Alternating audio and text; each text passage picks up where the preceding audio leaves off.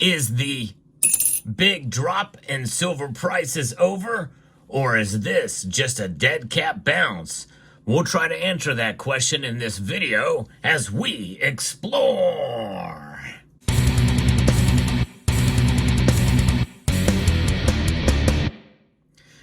I'm sorry I don't have a cat to bounce on the silver here. In fact, I find that phraseology a little offensive because I have a cat.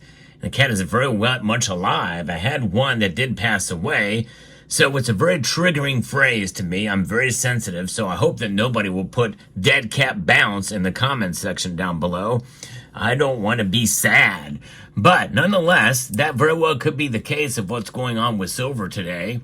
Moments before these markets close, silver price keeps on climbing while gold price is dropping somewhat. This is an encouraging sign, but nonetheless, we've seen this before, only to be smacked right back down again.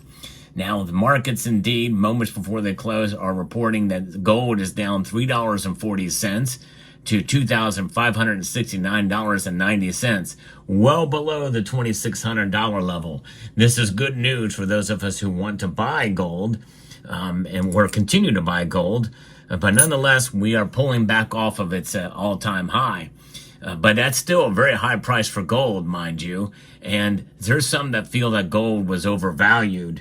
And this could be the beginning of that kind of recapture or a consolidation there. Silver, though, has climbed. In fact, along with platinum and palladium. That gives me some indication of what's going on with silver today. Moving in the opposite direction of gold today. Little unusual, but it has happened before. It's up 0.68% as I record this video.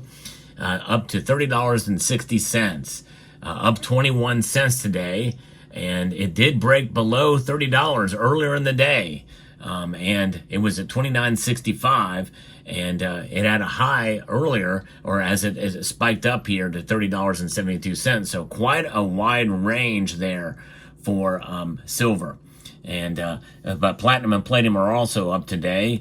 Is this a sign that maybe we've reached near the bottom? Because we have seen this happen before with silver moving in the opposite direction of gold and moving in a positive direction.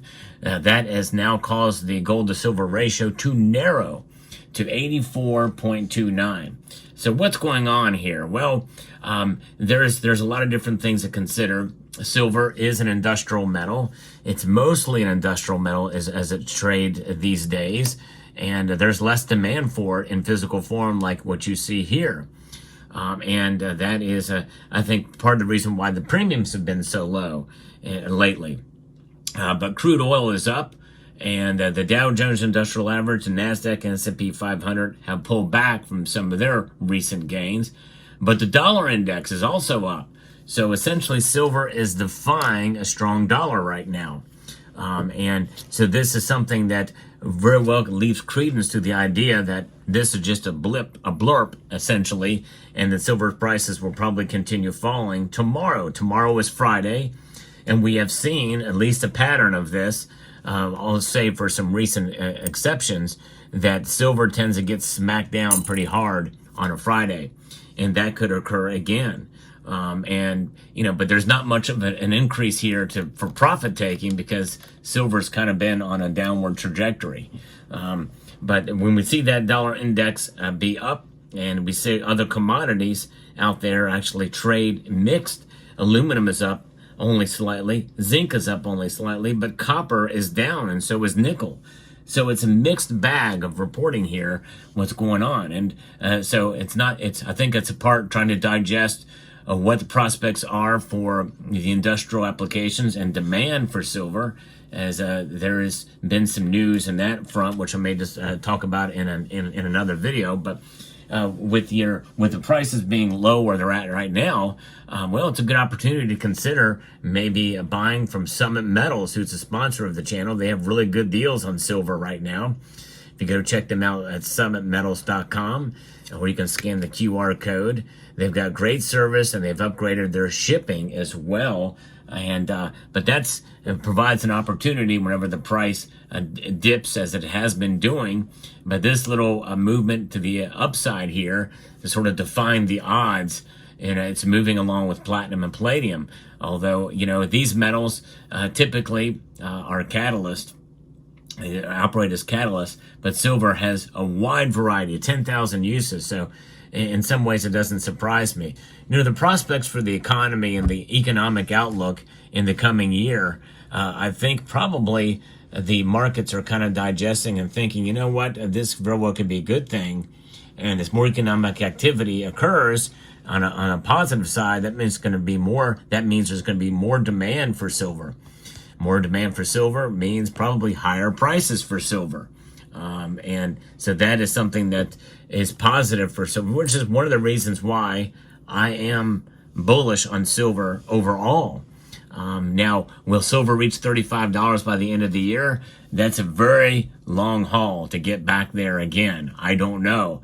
I've made a prediction, and we were very close to it before the election. We were 9 cents shy of it. I do remember that. But so far right now, it's looking less likely that could occur. It's not out of the realm of possibility, but it is a chance, and that could happen. In fact, days like today, where silver is essentially working in contrast to what gold is doing, we could see that ratio narrow down even further and silver move in an opposite direction here. But it's times like these where we can have cautious optimism about silver. It's a stopgap, essentially. That's how I like to look at it when silver's price kind of moves in the opposite direction, or at least doesn't trade in tandem with gold. And this helps to know that ratio. And because I think many people feel that silver's undervalued, myself included. I really have felt like that way for a long time. But I like to be realistic about the metal in general, because no matter what the price does, we're going to have ourselves a metal here that is going to protect against economic instability over the long course of time, and its wealth outside of the system. And we always like to bridge the gap between what is denoted as wealth measured in dollars and the wealth that's measured in ounces.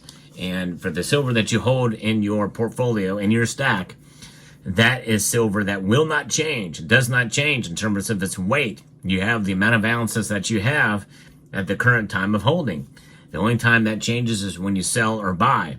And those are the two times when price is the most important. And whatever the price is as you hold, well, that's really essentially going to give you an either confidence or discouragement as to what's happening if you think in terms of dollars. But I encourage folks to think outside of that realm, because the dollar is essentially a construct created through an act of Congress in 1913, the Federal Reserve Act, and still going today, but it's losing value every single day. We can bank on that, literally. Silver, though, fluctuates in price, but its value remains constant if you understand its value in terms of ounces.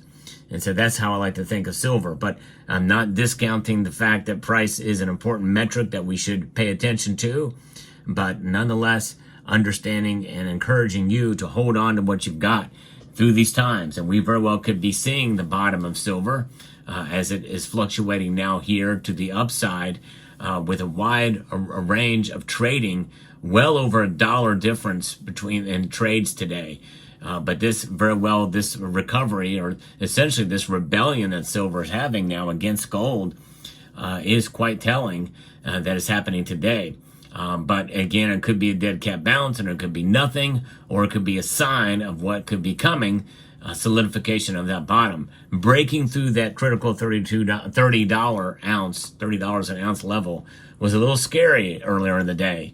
But now, as we now comfortably above $30, in fact, above $30.50, we are just $2 away from that critical $32.50, which is where I'd like to see us get back to before we see it climb back up to that critical $35 an ounce, which is something that I hope we can still see by the end of the year.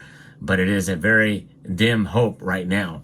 But nonetheless, the markets, I think, are still absorbing what's happened after the election, the reality that the Republicans control all branches of the government with announcements almost every day about cabinet picks, from the Trump administration, point 2.0, and what could be happening there. We also have to think about the changing metrics with regards to what the Federal Reserve will or won't do.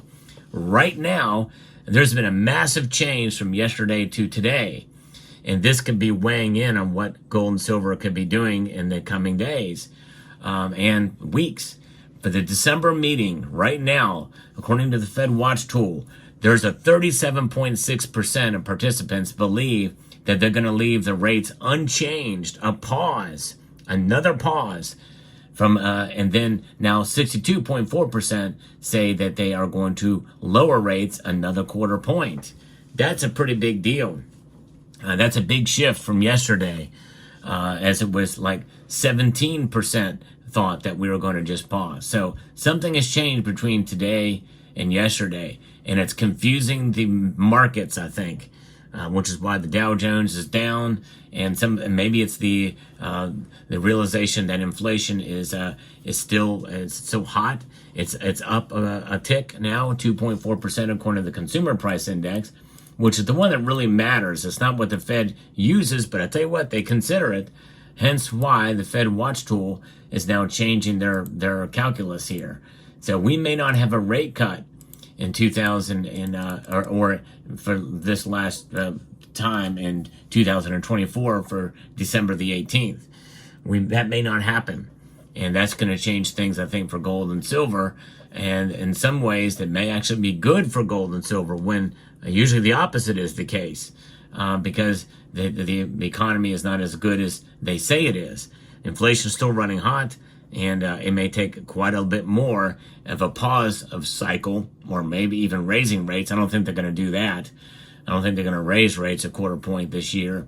And next year, I doubt they're going to do that. January's metrics are indeed, there's 29% say that they're going to leave rates unchanged in January.